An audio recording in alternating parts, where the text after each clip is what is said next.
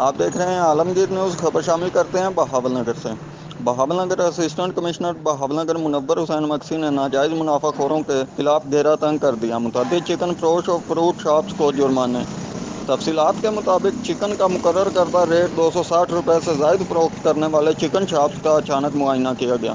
شہریوں کی شکایات پر زائد ریٹ پر چکن فروخت کرنے والے دکانداروں کو جرمانے کیے گئے۔